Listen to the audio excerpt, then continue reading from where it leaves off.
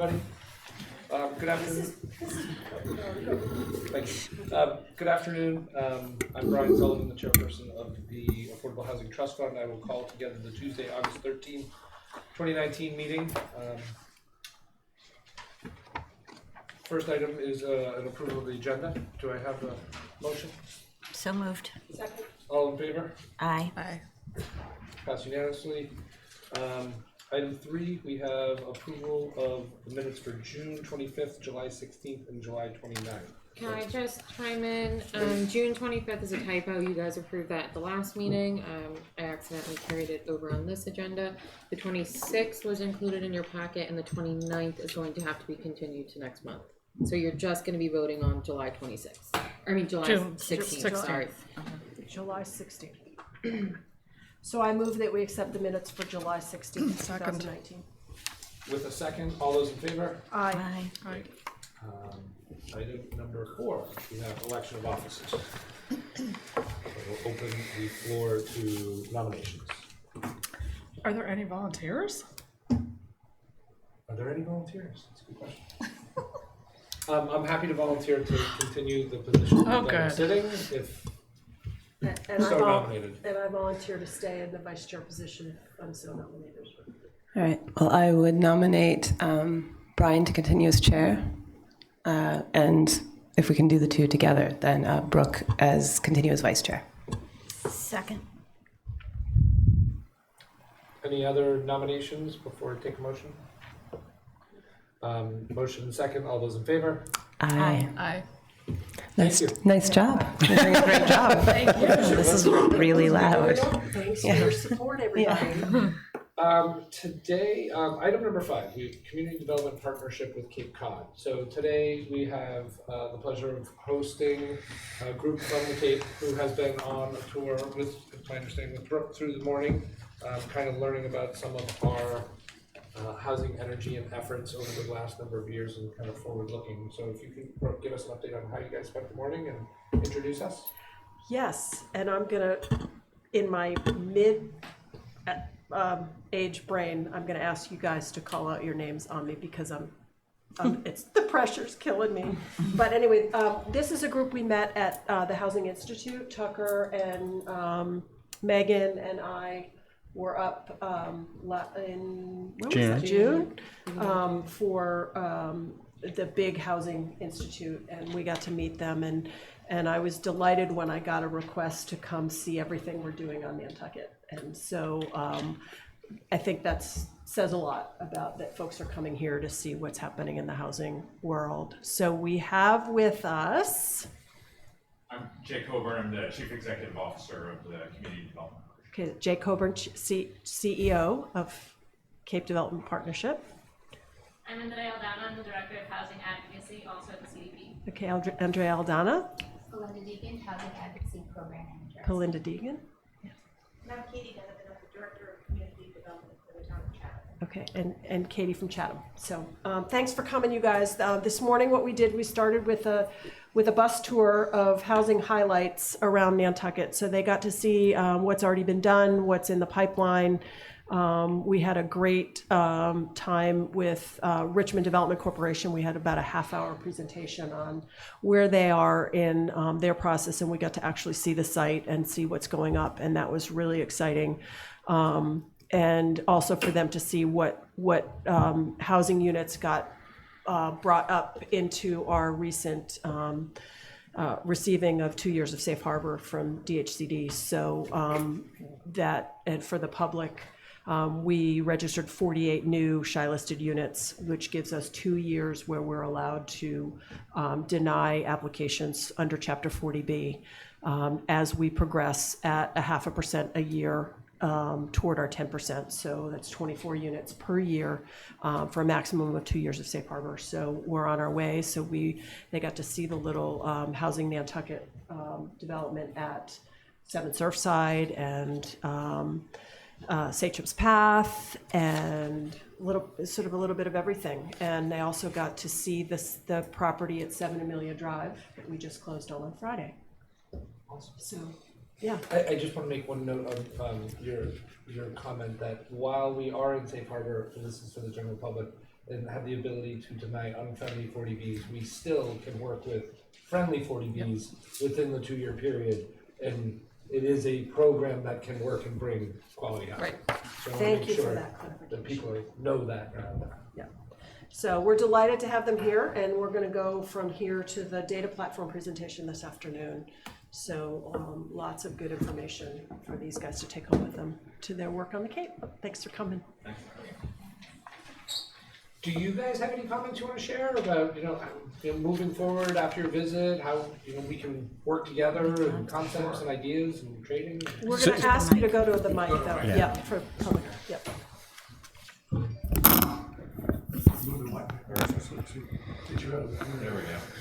How's that? Perfect.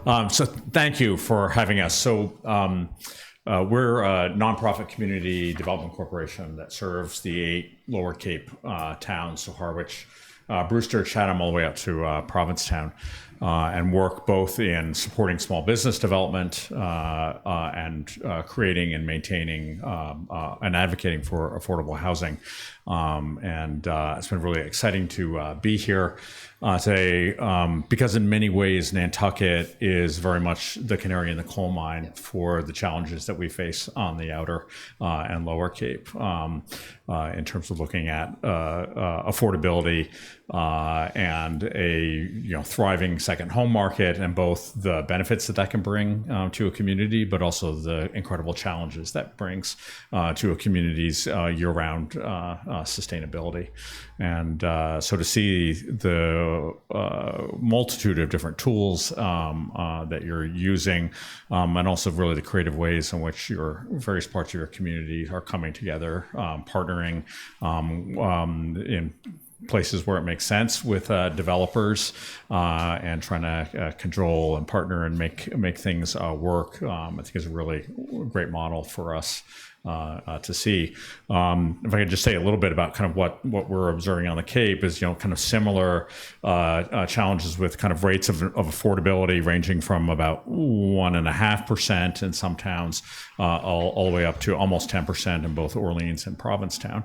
I think one of the big drivers in Provincetown that's similar to what's going on here in Nantucket is the availability of sewer to be able to more easily handle density in a way that both financially and in preserving community character can make sense.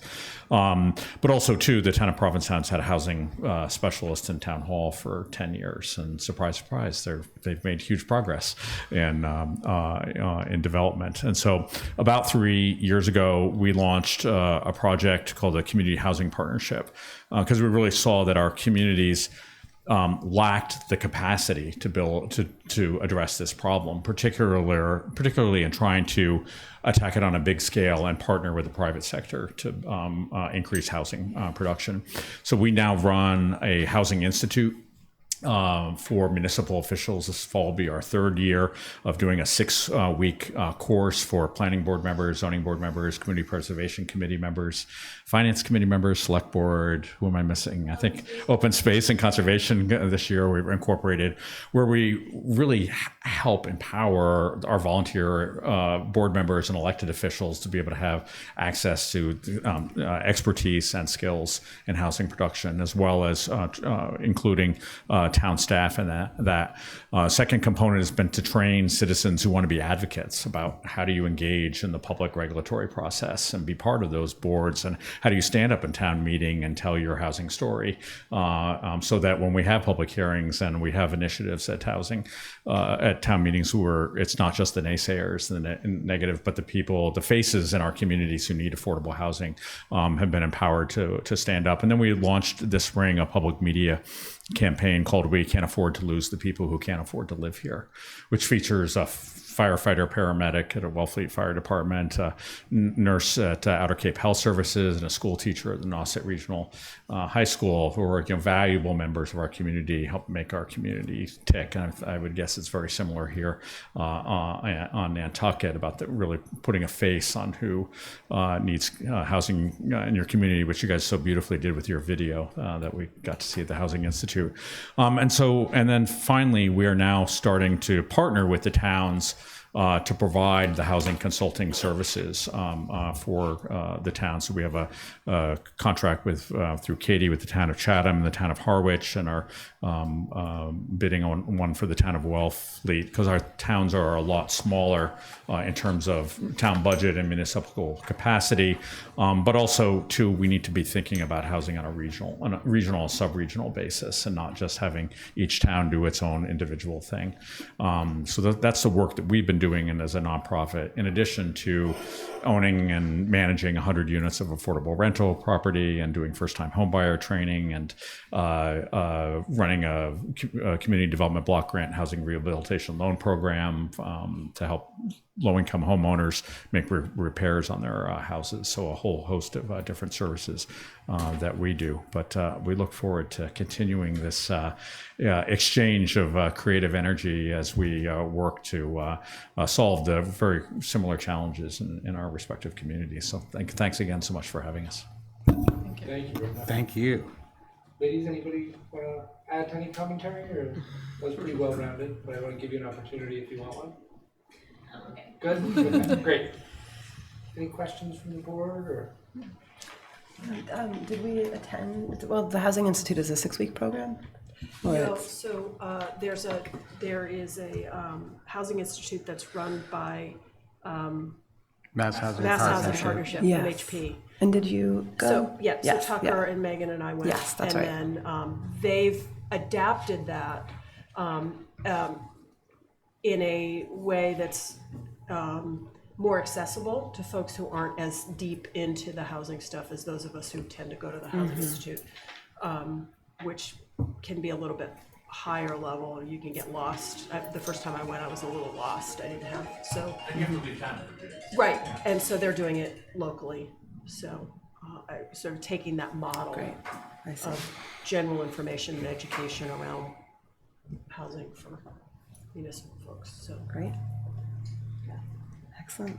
And you said you're continuing to data platform after this meeting. Yep. And then you guys are headed back on the ferry this afternoon. Yep. We're gonna grab some Hopefully. dinner or yeah. Too bad, right? Come on. Well, thank you for taking the day to come over and share our experiences. Hearing no more commentary on that, we'll move on to presentation on a covenant lot creation program from Housing Nantucket. Anne, the floor is yours. Excuse me. Ann Crispa, Executive Director of Housing Nantucket. I just wanted to talk first about the agenda item, which is the down payment assistance for 150% AMI buyers. So last time we talked about this, and we have been looking at whether this would be the best way to spend and expend limited resources. So we looked at the past 8 transactions which have closed since January 2018, and we evaluated the assets and income of the buyers who ultimately purchased these properties. And it seemed that, 6 of 8 had assets less than $75,000, and they were able to make it happen some way or another. So after we learned that, we will continue to keep track of what types of assets covenant purchasers have, and if down payment assistance would be helpful, and if it was a significant hurdle, then we would like to work with you to develop that program. But at this time, we think that the bigger hurdle is the amount of properties that are on the market. And a better way to spend our limited resources would be to assist sellers to come out of the woodwork and offer their properties into the covenant program and understand what the benefits to them are of the covenant program as a seller. So we've been working hard, and I submit a application to you for Covenant Formation Assistant Funding. This is the name of, that's just our name that we came up. We are open to change there. But essentially what that is would be up to $15,000, a zero interest, deferred interest loan available to people to try to help them to come up with the upfront cost in order to create a covenant unit. So we would assist them in creating this unit. So surveying costs, legal costs, recording, planning board, that sort of thing. So the applicant would come to Housing Nantucket. We'd figure out an application which we would develop with you all, and then Housing Nantucket would come to the trust fund to request the actual funding. And then once it was awarded, then we would work with a permit coordinator who could help us to try to coordinate, and with the homeowner as well, to get this covenant lot created and oversee that process. And then the funds would be paid back at the time that the covenant unit was created.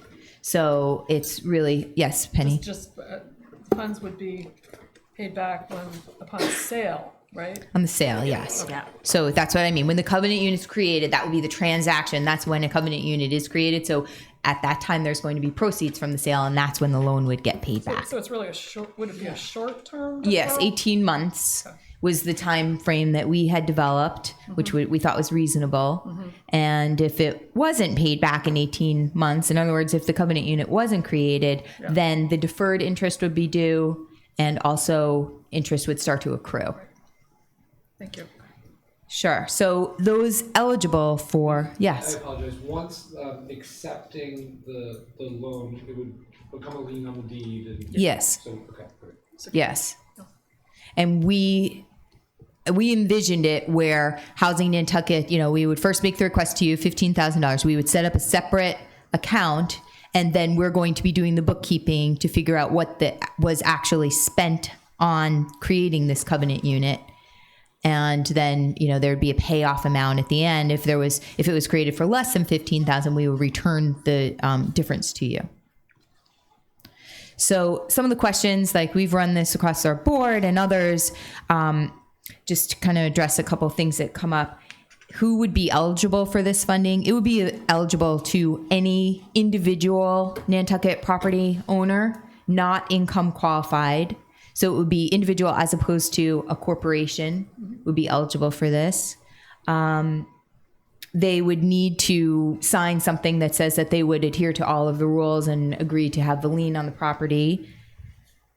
Only for new covenant properties, in other words, not condos who would like to switch to the secondary lot covenant, so actual fee simple covenant. So that was a criteria. But the process, I don't know if you would like more detail about it, I can run through it, or it's in your packet, but we've got a process kind of outlined the way we think it would go.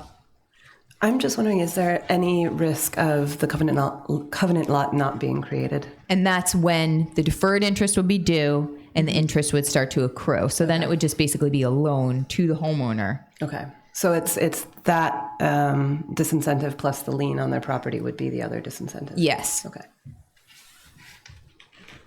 So ultimately, the highest risk is that someone could utilize this program and then not actually sell off a covenant lot ever. But at some point when the property changed hands, that lien would be paid off along with all accrued interest. So. Yep, and it's a $15,000 loan too, so it's not a very large sum of money. But yes. Just through Brian. Yeah, thank you to you.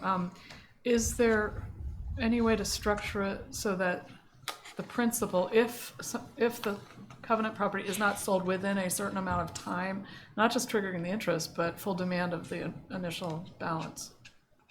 I think you should at least talk about that. Make it a balloon payment due within. So I think that's a heavier incentive on somebody than some interest. You have 18 months, and then is it a 3-year balloon payment? So if the market softens and you can't sell it, but you can pay back the 15. I think you should at least talk about that, because I think as responsible stewards of this money, we shouldn't be lending it on a speculative basis, basically. Yeah, and I think there are, I know some people who have a covenant lot but are waiting to find the right buyer. Right. So, I think protecting ourselves from that as well. Right. Or acknowledging that might happen. Right. So. That I'm glad you brought that up, Penny, because we just got a call this week actually from a woman who has a property and she was in kind of a financial strait. So when I mentioned this loan, she said, well, I don't know that anyone would lend me $15,000 at this point because she's got the property so mortgaged out. So yeah, I think we should look at that a little more. It could be 4 years or 3 or 5 or something. I mean, it could be reasonable enough to allow, if they're considering going through the covenant process, it's probably it's a means to an end. Now, people aren't doing that usually on a speculative basis. They're not waiting for like a seller's market, usually. And that's exactly what this person, she needed to liquidate now. Exactly. It was too much for her. She was a year-round resident. She's having trouble keeping her property. And so she wanted to liquidate some of the property, but then would also secure housing for herself. Right. Thanks. So from the realtor perspective, I mean, when you've seen downturns in the last 30 years, how long does that cycle usually last? 6 days? 7? Realistically, like 3 years. Yeah. 3 to 5. And here's the thing, the covenant, the vagaries on the covenant maximum pricing are less volatile than market pricing because it's tied to different indices. Right. Well, I thank you for thoroughly working through the program. I think that this is a great idea. Awesome. I think that it will give an opportunity of people who, one, don't have either the financial resources or the ability to work through the permitting, hiring a permitting agent. I think that's the most arduous aspect. A really great opportunity. I think with Penny's commentary on a balloon payment and then any advice from town council, my personal feeling is you've done a thorough job putting this together, and I'm very, very appreciative of it.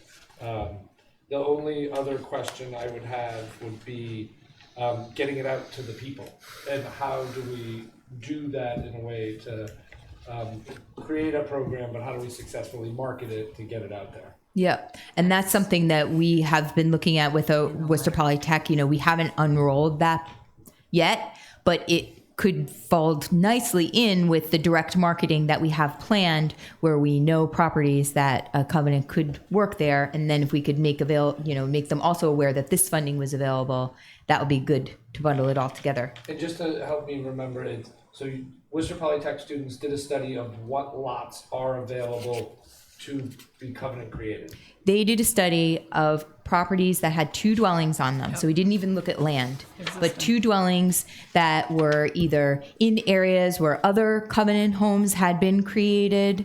And also they gave us they worked with the tax assessor to figure out, are these likely areas where covenants would be created. We have the addresses of the homeowner. We know if they're off island or year-rounder, so we can create different marketing material to target them. And how many are on that list? Roughly? About 400. Okay, great. So, and those are existing houses. Yes. Yeah. So there's the whole vacant land aspect that we haven't really even looked at yet. Okay. Penny? Final comment. The attorneys. You need to target the attorneys, educate them about this program, because I think they would be most enthusiastic about participating if they knew they were going to get paid. And also, they often have a direct conduit to people who could benefit on either side of this, seller or buyer. And of course, the brokers and Nantucket Association of Real Estate Brokers. Yep. So the marketing funding, what, It's been requested. what's that? It's, you're requesting funding. You're requesting 10 in addition to the program itself. Is that correct? Yes. And so with that 10, we thought also newspaper ads, radio ads, our social media stuff, all of the usual ways, but it's expensive, as you know, so that's what we thought 10,000 would cover it. I think also through Sully, I think once this starts to roll, you should keep a careful track of the sellers who chose to participate in this, because they could become a resource for us to educate others. So, Brooke, you had a thought that you wanted to Tucker read my mind. Okay. So for me, kind of bigger picture, looking at this, the things that we as a board need to be thinking of are town council, budget allocation for a new program. If we're looking at 10 properties, it's $150,000 line item of it. Like that's going to be likely a funding request on an annual basis from the town, right? Because this does not fall into CPC funding. It would be kind of Board of Selectmen unrestricted money. We also need to be, I lost my train of thought. That happens. I think those are my two highlight points. But I guess the question becomes, how soon could we bring this back to be an actionable item? Yeah.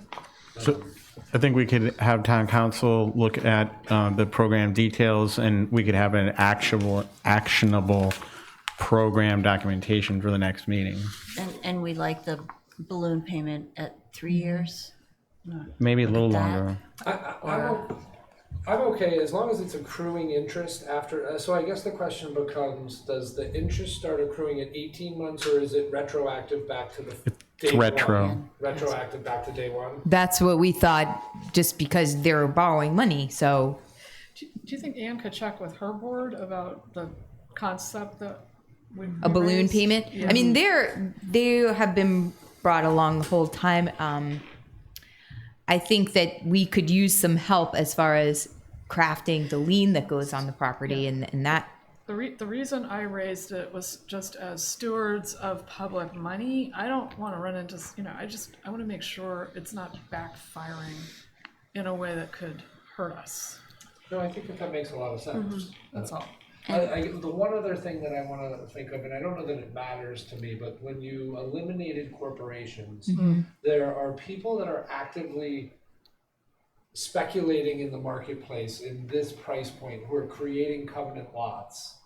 And I don't know that we would want to eliminate them because they're creating, even though they're doing it for profit, they are still creating affordable housing opportunities for our workforce. So But I don't know. presumably, if they're doing this as a business, they have the money to Right. do it. Exactly. To do it. And this is to help people that wouldn't have the money. And, Right. Or the ability. Yeah, that's a good point. Yep. and through Brian, about how many do you think would take this up in a year? I mean, how do we figure out how much to budget? We estimated 6 because 6 is about an average of how many happens per year, how many transactions happen. So we said double. Right. But I hope it would be a lot more. I hope a lot of these 400 would take it up. I don't know exactly. The intention, I think, correct me if I'm wrong, Ann, the request is to do this pilot to see how quickly, let's get it out, see how quickly they go. And then to Brian's point, budget accordingly for the next cycle. Right. Yeah. And the pilot would be for the 6. For the 6. Allocating Yeah. the funding. Because then remember, the funding gets put back too after every time there's a transaction, then Yeah. it gets put back in. Yeah. Yes, bro. One thing on the balloon payment is we could allow for an application for someone who was under financial duress or circumstances, unpredictable circumstances that weren't able to close within whatever time frame we set, that they could come and apply for an exception. It gets tricky though, Brooke, because it's hard. I'm telling, Okay, just from so experience, once you kind of open that, Okay, you get a lot of sob stories. okay. And I don't know. I think the only one that we're second or third position on the lien schedule. Yeah. And the only, there is the potential of loss on a foreclosure by the first or second, mortgage. So I don't know that then that's just a wipeout loss. So that's something to be considerate of. I guess the question, and I'm not sure who this, if that does happen, is the restriction in place? And does the restriction maintain through the foreclosure? Well, the restriction gets recorded. If you're talking about the covenant restriction, that gets recorded when the covenant property is created. Right, okay. So so the lien's going to come off when the covenant goes on. Right. So there's no restriction on it with your lien. So I guess I don't mind if the lien gets wiped away as long as the lot gets created. No, she's saying the opposite. Yeah. Wait, so as she said, the recording goes on the deed as soon as the lien gets recorded. No, the covenant restriction gets recorded when the first transaction happens. The sale. Got it. Yeah, the sale. Not till sale. And that's when your Right. sale happens, then your lien goes off. And that is in perpetuity. Yes. Okay. So there is some potential for loss in the case of foreclosure. Hence the pilot part of the process. Yep. But as far as our timeline goes, we were really hoping to roll out our direct marketing this fall, like October. So if we think that we can have this available by October, which I think we can, then I think that would fall in line well with what we're trying to do. So I don't know that we have a motionable item today, but it feels like we need to get to town council to be back here to then have an actionable item. Yeah, I just want to question clarification is, so with the pilot, like obviously I say an individual is going to want to be able to work with their own attorney who they probably Yes. already have a relationship with. But in terms of the surveying and the permitting coordination, would the idea be for you all to sort of select one entity in each of those fields to be that person, or would it be, how would that be handled? The way we thought that it would work best would be to have one or maybe two permit coordinators that we work with, and we assign the homeowner that permit coordinator. Then the permit coordinator and the homeowner can select their lawyer and surveyor, because they, assuming they've already used a lawyer on island or have a relationship with someone, it's going to save them money if they can use their own surveyor and their own lawyer. So they'll have freedom to choose within that. I mean, I can't imagine we'll have any problem with who they choose as their lawyer or their surveyor. It's their own money that they're spending because they have to pay it back at the end anyway. So it doesn't really behoove them to use like more expensive lawyers or, surveyors. Yep. Yep. Makes sense. And thank you. Sure thing. Thank you for listening. Thank you. Awesome. Yep. Showing the road. Any other comments on that before we move on? Hearing none, we'll move on to the budget discussion. So budget, since the last meeting, we had an opportunity to meet with Brian Turbot and Bob in his department to talk, as we've talked about here, about wanting to have a little more robust reporting going forward. They are working on creating within the Munis system an organization for each of the types of funding that we receive, so that, as you know, each of the types comes with different restrictions and abilities of how it can be used. And they are going to, I'm sitting down with them later this week to kind of review where they are with setting up monies from the CPC, monies from Neighborhood First, monies from the town, and so forth. So that's kind of like the one side of tracking the accounting. And then for the next meeting really is when we will get into more detail around the budget. There have been a number of moving parts in terms of the formation of the housing office. And in fact, one of the benefits, in addition to the tour and so forth coming out of our visitors from today, is we're going to be taking a look at how the Cape Development Partnership handles their budgeting around their housing division, and trying to maybe apply some of the lessons that they've learned to how the new housing office, if you will, under the town is budgeted. So, for example, they allocate, and correct me if I'm getting this wrong, Jay, but roughly $250,000 for marketing, education, awareness, advocacy efforts, as one portion of what they're doing. So there are some different moving parts that we are bringing together. And I've already had the conversation with Libby around our town manager around the budget, the new office needing a budget for this coming year in a more formal fashion than it's had in the past. Great. So for next meeting, Yeah. we'll have an agenda item and a more comprehensive look Correct. at Yeah. kind of how we're going to break it down. We'll have the history from the financial folks and really the correct starting numbers for each of those buckets or organizations, as they call them, and then a discussion of, with populated with amounts for different programming that we've talked about, but let's react to something and then following that, make a request. And we're on a timeline to develop this and put forth a request too. we want to put forward our request at least as a working number coming out of the next meeting. And that's the expectation that I've discussed with Libby. Great. Yeah. Just so everybody has the opportunity for some, if there's anything we can circulate prior to, so Absolutely. everyone's prepared for Yeah, not lengthy but efficient conversation. exactly. Great, thank you. Any more you wanted to cover there? Any commentary? Hearing none, moving on to an update. I think Rita, you're Yes. on Fairgrounds. Yep, and Ken and maybe Tucker might help me with some of the background for those who don't know it. But 47 Fairgrounds, Dawn and myself met with the owner of 47 Fairgrounds, and the sort of brief history is that I think it was about 3 years ago, she owned a property on Surfside that was needed for the expansion of the school.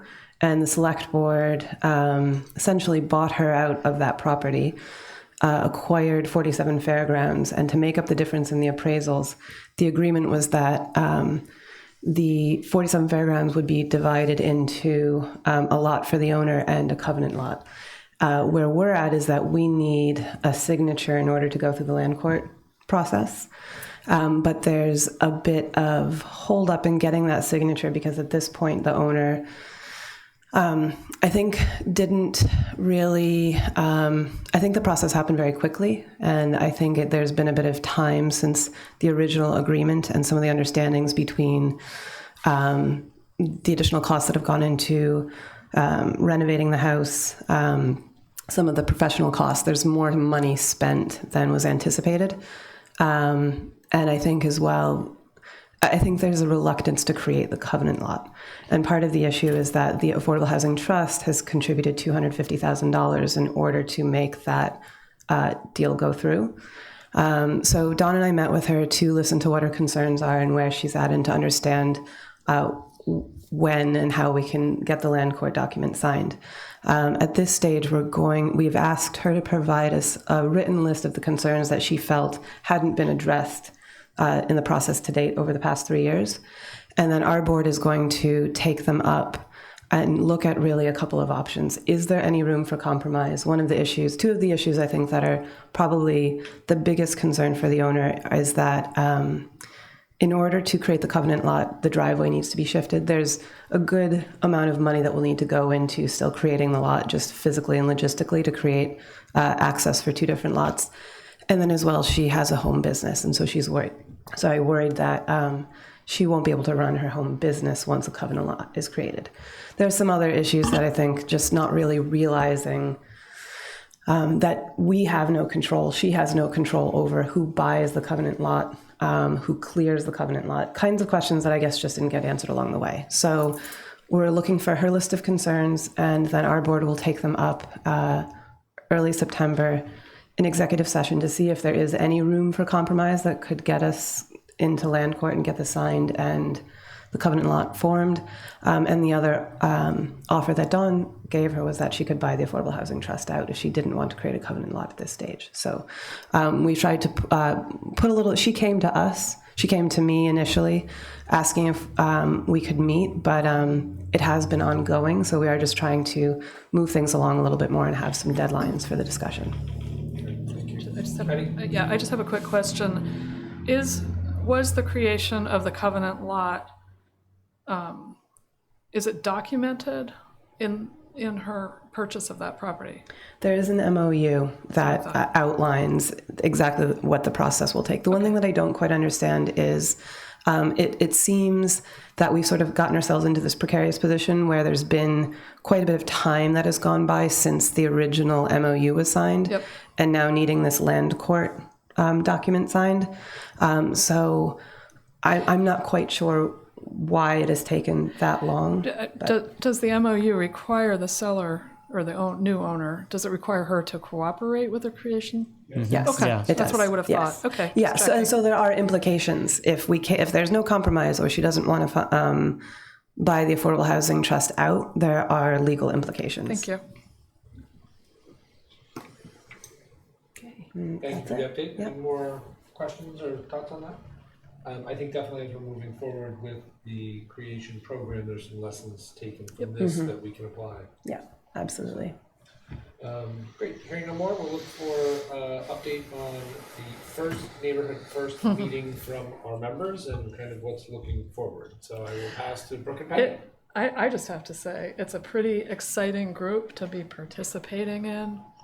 There are a lot of wicked smart people in that room. I don't include myself in that comment, but people bring, there's a level of enthusiasm and trust and excitement about our mission. All the oars are in the water and we're all pulling in the same direction, I would say. I would agree, and we're looking at a timeline of delivering a recommendation to this group in February, which is by municipal governance standards, feels like it's tomorrow. We'll be meeting on a monthly basis. All those meetings will be recorded and put up on the town's YouTube page for the community to follow along. And the first meeting is up already.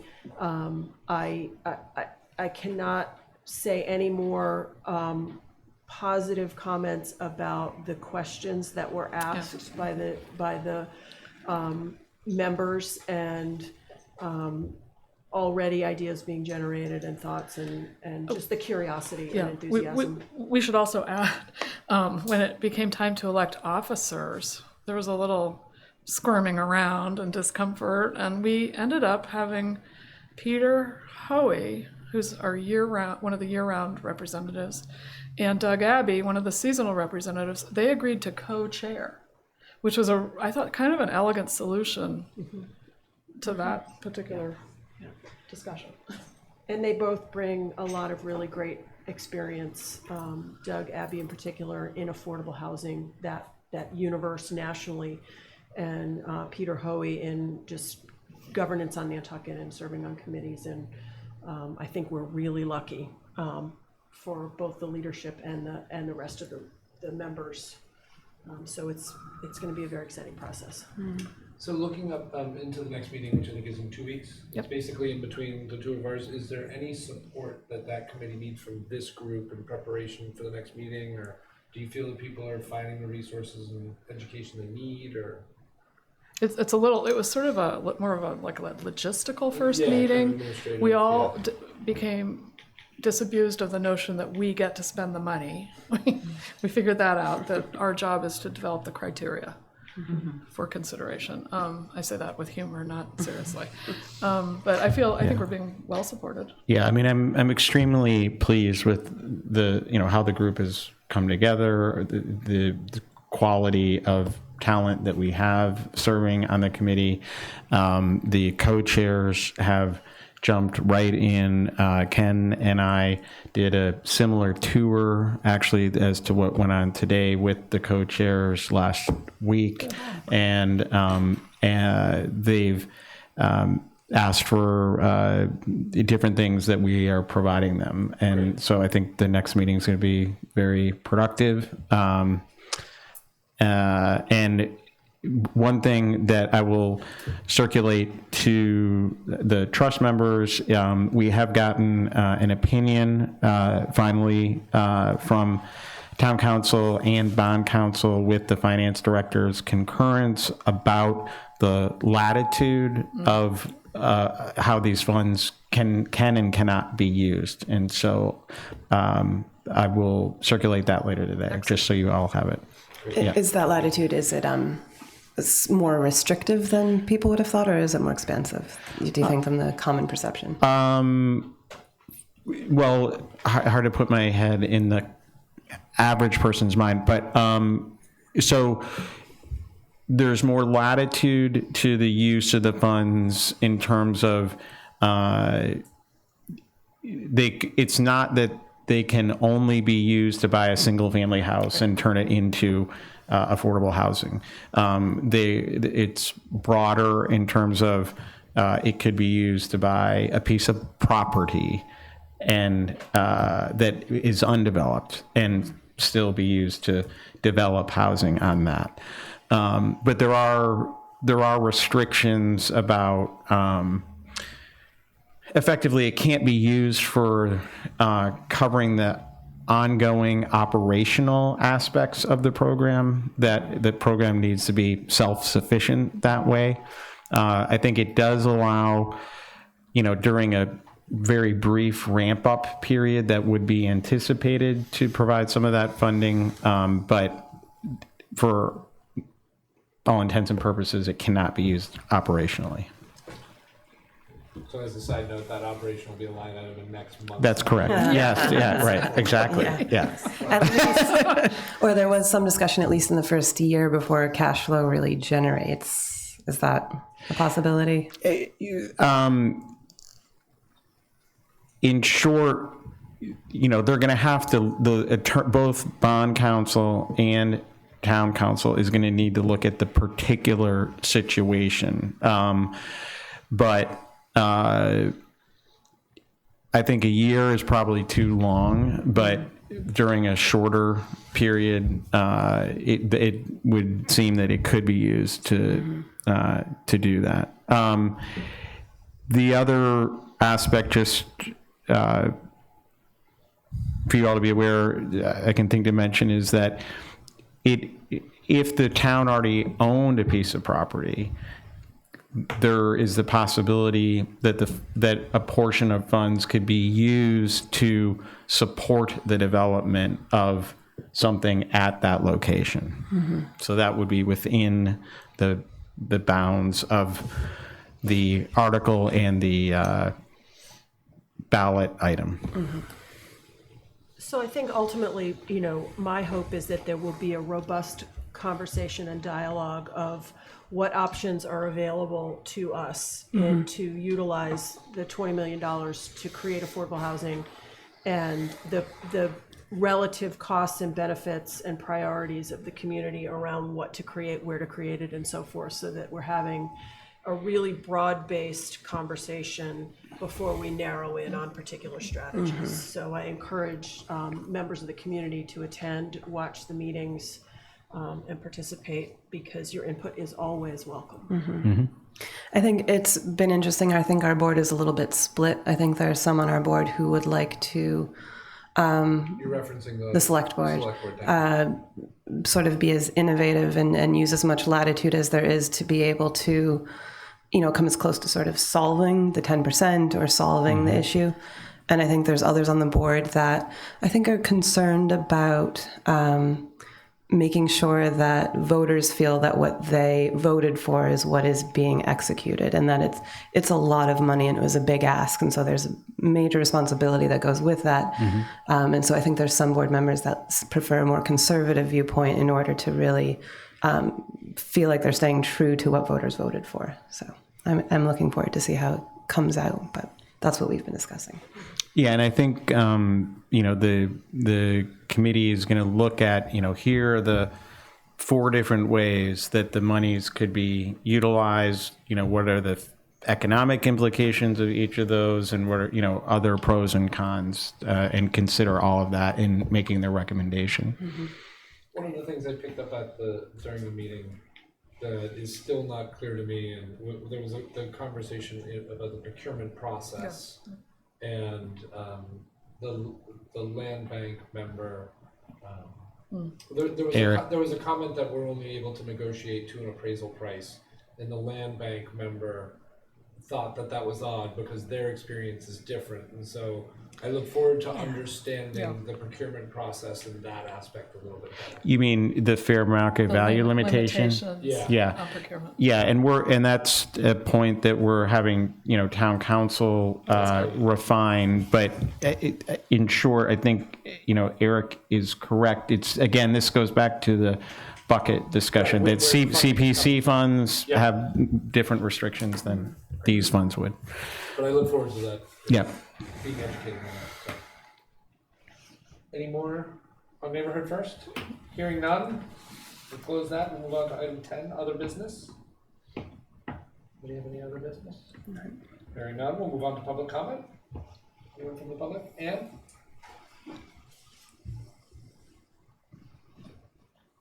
And Crispa, just a question. So I heard you mention you closed at 7 Amelia.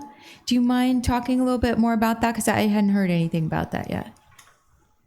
I will pass that on. I am recused from that item, so I'll let somebody who has a little more experience. So the Affordable Housing Trust partnered with the town of Nantucket to acquire the empty lot at 7 Amelia Drive, which is between the yoga building and Keeper's Restaurant. It's the empty lot on the right. And with dual, so we paid, what was the final price, Ken? 900,000 minus 22.5. Okay, so let's, in round numbers, $900,000, of which the Affordable Housing Trust provided $600,000 and the town of Nantucket $300,000. And the idea is to create a roadway to access the town parking lot behind us, and a connection through to Amelia Drive now that the town has taken Amelia Drive. And so for traffic flow purposes and whatever future use the back of this property is for, and then so that roadway will be created, and then the remaining portion of the property, 2/3 or so, would be allocated for a development project for us to determine what goes forward there. So we're very excited about the location, and it closed on Friday. So my imagining it would be that we would come up with some criteria for an RFP and put it out for proposals for development, similar to the Six Fairgrounds Tacoma Green model, where we would retain ownership of the land, lease it to a developer, and then there would be housing and maybe mixed use created on the site, depending on what we determine the needs are. Hopefully, information provided by our data platform project will help guide this and other decisions we're making. So, Ken. Great, have a comment from Ken? So, just one point, the zoning does allow. Ken Mogran, real estate specialist. Just one point, the zoning, it was very broad and does allow mixed use so that it could have commercial on the bottom and housing on the top, in addition to the roadway through. So the lot was really very attractive in the sense that it gave us a maximum amount of flexibility with what we as a town and the Affordable Housing Trust wants to do in terms of addressing the issues of transportation through the Tacoma Green project and Waite Drive, as well as addressing the housing need, or a structure that in fact allows us to bring revenue in through the commercial side in addition to the revenues that would come from the affordable housing. Am I jumping the gun on looking for that as a agenda item for next week's meeting and an update from Andrew on the roadway, and when can we look to Next week. next month Oh. for a proposal? Did you say next year or something? Next week. Is that the kind of thing we want to be looking for consultancy to kind of start thinking up what we want to do with it?